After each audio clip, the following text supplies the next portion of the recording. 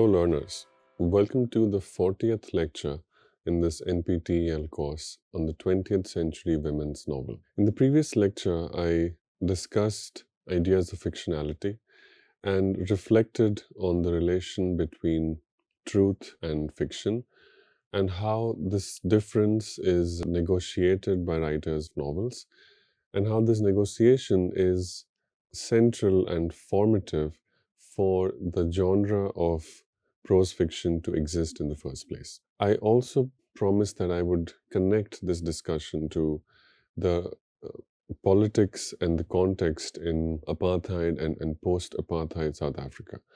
I'll do that very quickly just now and then reflect on some of the themes that have governed the study and the reception of A Question of Power, and possibly, if there is time, to read from some of the opening pages of A Question of Power by Bessie Head.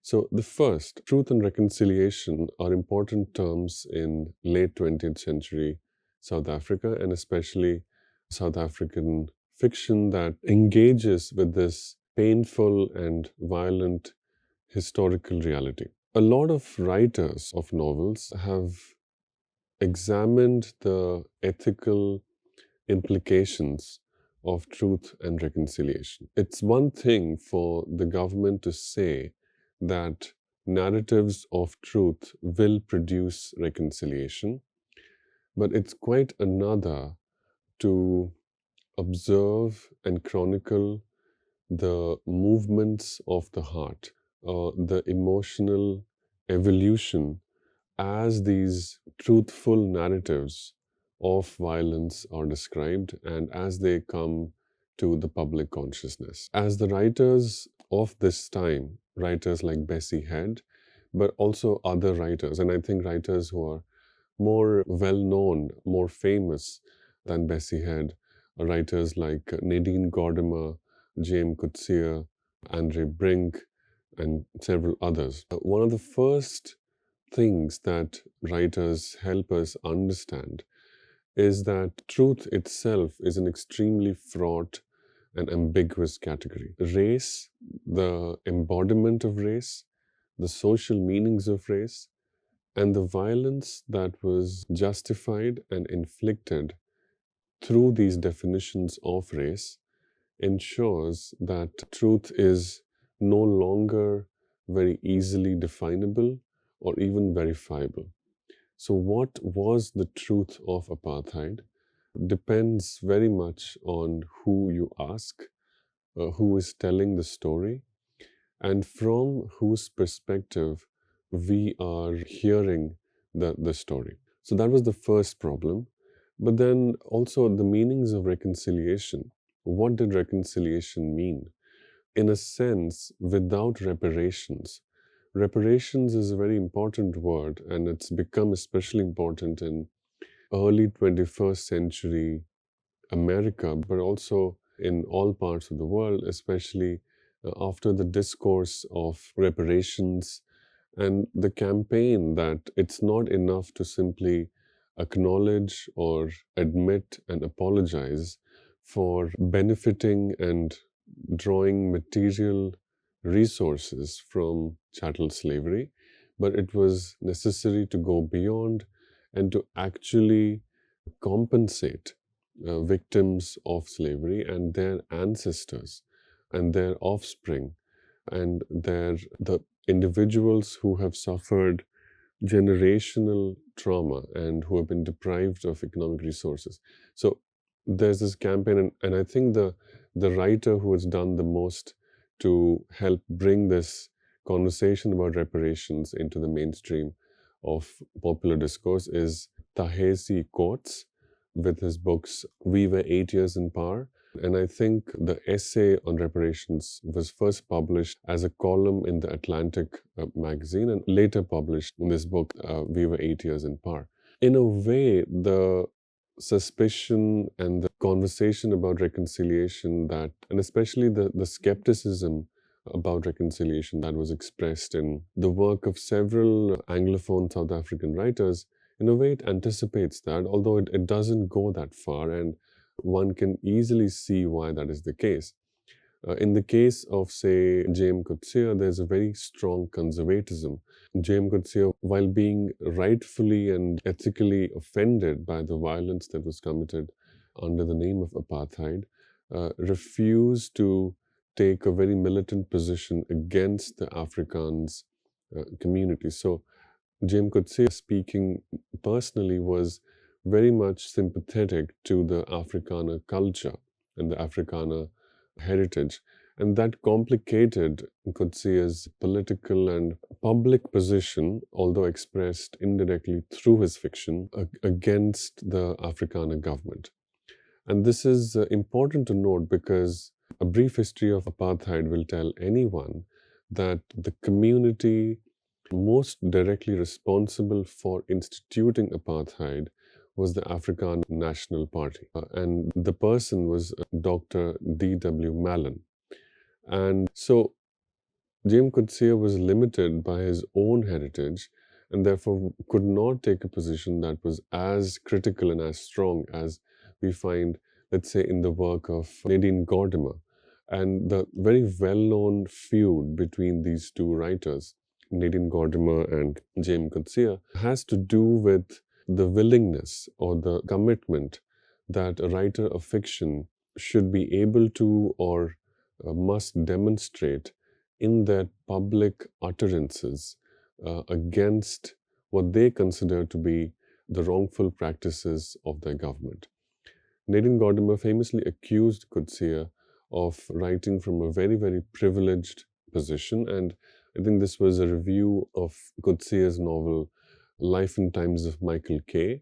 The review essay was published in the New York Review of Books, I think, and while the novel went on to win the Man Booker Prize, in all sense of the word, a very powerful novel, but it illustrates the discussion and the debate in the Anglophone South African media, illustrates very powerfully how being a writer and having the privilege to publish one's words or to have one's words be read by a large number of people, that privilege came with an exceptionally heavy ethical burden. Nadine Gordimer took a much more militant and more openly polemical position than James Coetzee, but this was not by any means the final word. Writers frequently questioned the government, but also questioned each other in a creative and critical dialogue of evolving the most ethical or sensitive and perceptive manner of conducting fiction and living literature in this very difficult political time. Now, this means that the truth value or the truth claims that a literary text could make acquired a great deal of political and ethical sensitivity in mid to late 20th century South Africa. And this becomes a particularly important thing for us to note because A Question of Power is written in the third person, but it chronicles the experiences and the growth, the existence, very painful life and disturbed life of a woman named Elizabeth. But it's not just that this person, Elizabeth, it's not just that she is a fictional character. By the time A Question of Power was published, Bessie Head was very well known as a public figure. And to anyone who knew anything about Bessie Head, Elizabeth was not really a fictional character. In fact, it would be very difficult for anyone to claim, and it would be impossible to claim, that Elizabeth is merely a fictional character. This is because the parallels, the similarities between the life that Elizabeth has in A Question of Power are uncannily similar to the life that Bessie had had by that time as an actual person. Like Bessie Head, Elizabeth comes of age at a time when apartheid begins to take on its most violent, most ugly, and most unfair shape. Like Bessie Head, Elizabeth also has a very complicated, biracial, and socially and culturally speaking, very, very eclectic and diverse inheritance. Eclectic and diverse, mild words, and they seem to convey a sense that backgrounds and ethnicities and cultural belonging were matters of choice. They were not. In fact, it was very violent reality as it was experienced by both Bessie Head.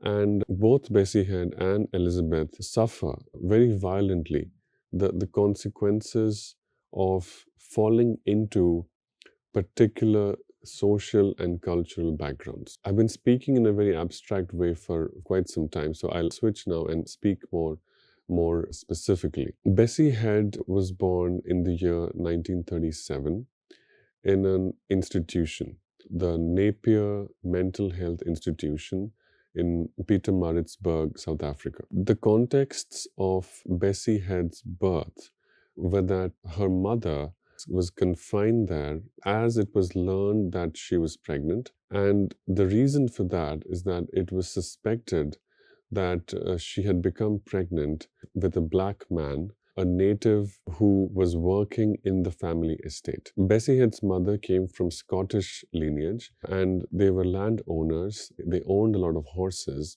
and it was suspected that her mother had a relationship, a liaison, and was pregnant by a black man.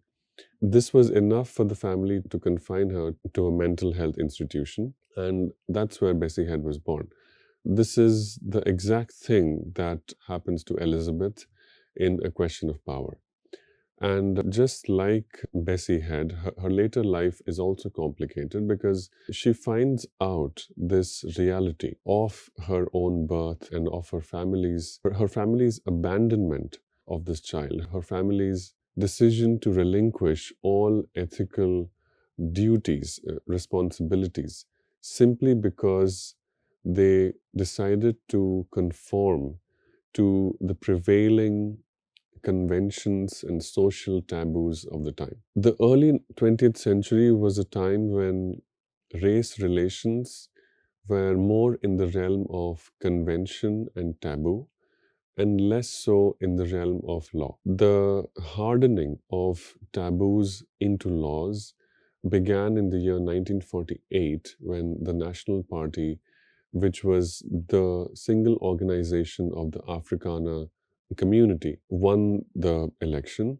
and decided to codify every aspect of life in South Africa: education, religion, hospitals, libraries, every possible institution, and life at every stage of human growth and development was segregated into three categories, actually.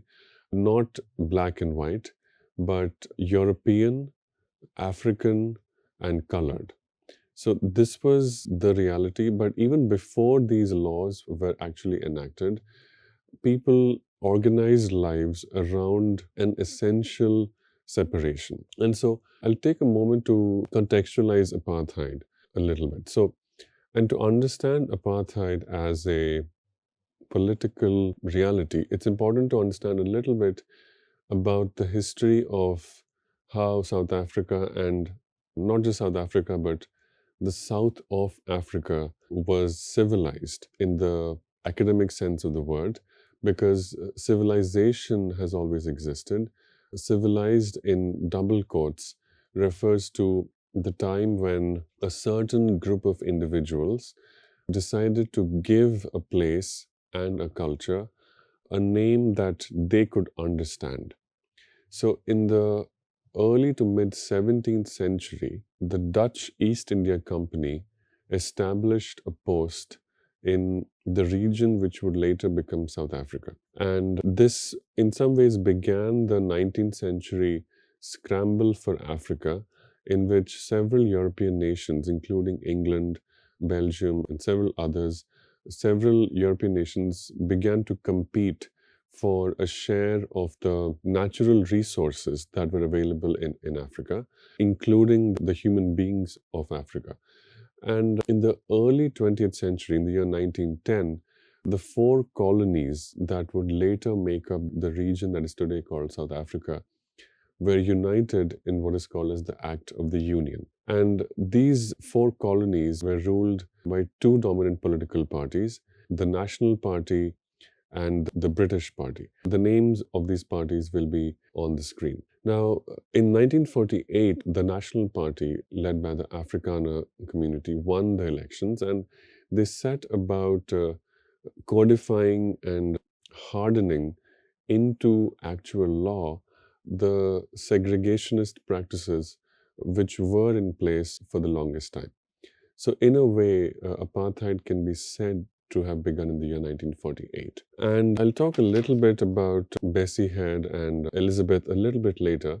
But before that, I want to use the time in this lecture to reflect on an important theme and an important theoretical and methodological frame for studying literature in an academic sense, but also for reading novels, whether or not one is doing it in an academic context. And that frame is that of illness or somehow being in a condition which does not align with how the human body is expected to function in a normal way.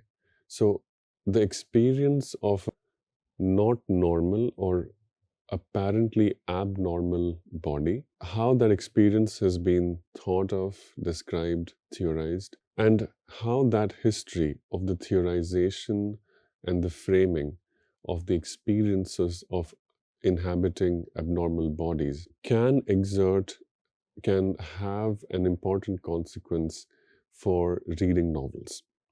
Now, essentially, this is a question that has been answered by several scholars, but right now I'm thinking of one scholar whose name is Otto Quayson, who has published several scholarly writings on the general theme of disability and literature. But the work that I'm thinking of right now is Aesthetic Nervousness, and it's a work in which Quayson has theorized most eloquently about how it is that we can develop a practice of reading, a most sensitive and ethically most perceptive practice of reading that stays true to the experiences of inhabiting such bodies.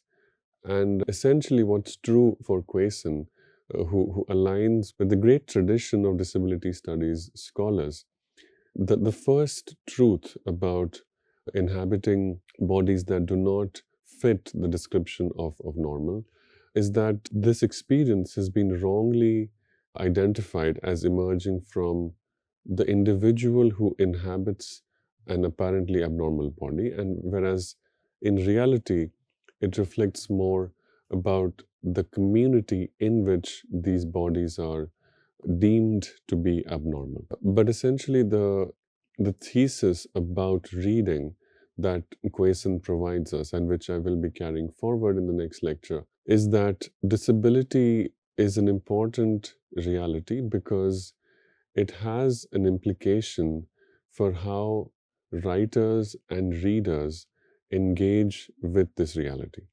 It complicates traditional forms of representation, and it compels writers to produce narratives of a different kind. The expression that Quayson uses is that disability produces a sort of a short circuit in the conventional expected narratives or styles of representation.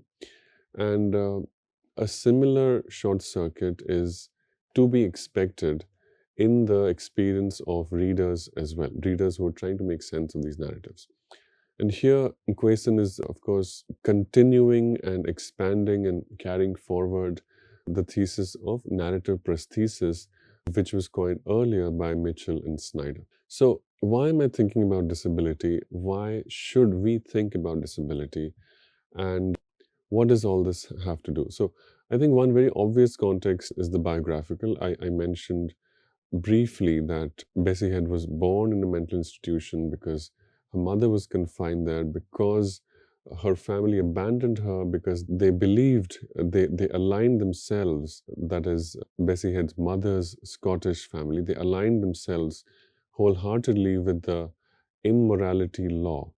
The immorality law in South Africa, which actually didn't exist as a law in the 1920s and 30s, but it existed as a taboo. But it says a lot about the family that despite the law not being in force, the force of taboo and convention was powerful enough for the family to treat it as a law and to act as if the law existed. The law, I think, was formalized in the year 1950, the immorality law in apartheid South Africa. It made it illegal for people to have relationships or sexual relationships, including marriage, between white and African or colored people. This in itself should be enough for us to try and think about the fraught relationship between disability and literature. The novel invites us to think about the fundamental meaning of a phrase that is very common today, and we have social media to thank in a very unironic way for the popularity of this term. The term is generational trauma. But it's also true that disability and mental illness and forms of inhabiting abnormal bodies which do not have easy explanations. In many societies where modernity or the benefits of modern medicine arrived very late, in many such societies it was frequently believed that illness or disability were the function of either genetics or were simply inherited or were the consequence of ills committed in past lives. And several characters in Bessie Head's novel, A Question of Power, tell Elizabeth that she is going mad because her mother had gone mad. And further, it's not just that they accuse her of going mad because her mother was mad, but they also accuse Elizabeth of making the same mistakes that her mother had made, that is, being of a promiscuous nature, of being mistaken in her choice of romantic partners. And so this is a source of great disturbance, pain, and quite literally the stuff of nightmares for Elizabeth. In fact, the entire novel can be a bit difficult for beginning readers because it reads like a series of dreams and nightmares, and it's often very difficult to distinguish what is real and what is imagined. There are multiple apparitions, there are figures from the past, there are individuals who occupy both ghostly and literal realms. And so mental health is an undeniable force and an undeniable set of problems and questions that the novel frequently invites us to think about and try to answer. I'll end by reading from a very powerful essay, and I'll say more about this essay a little bit later and return to this essay after I've discussed the novel. But I just want to mention briefly this essay. It's titled On the Universality of Madness in Bessie Head's A Question of Power. It's by the scholar Jacqueline Rose, and it was first published in the year 1994 in the journal Critical Inquiry. Now, I want to read from the ending of this essay because it's really powerful and really sets the tone for the discussion that will follow.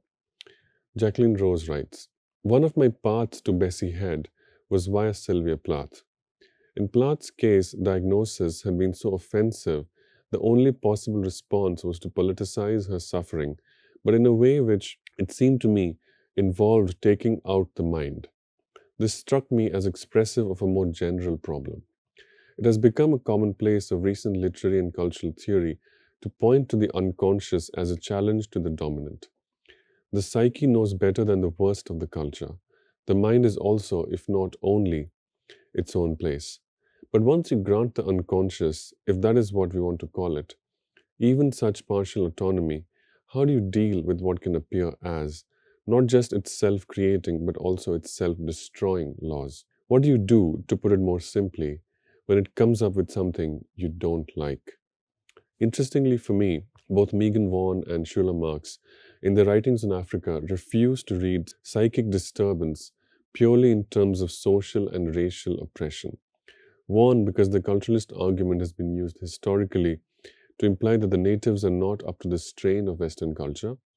Marx, because of what she calls the unknown quantity of personal frailty in Moya's tragedy. So, the idea that emerges, the idea that Jacqueline Rose begins to clarify for us the ethical stakes in reading something like Bessie Head is, do we read A Question of Power as a story of universal madness, or do we read Bessie Head's A Question of Power as a function of the racial violence, the segregation, the inequality that was unleashed by a particular set of people in a particular place?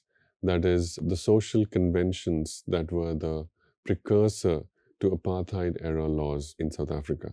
I will wrap up this discussion here and continue with this discussion of universality, madness, and begin reading Bessie Head's own words in the next lecture. Thank you.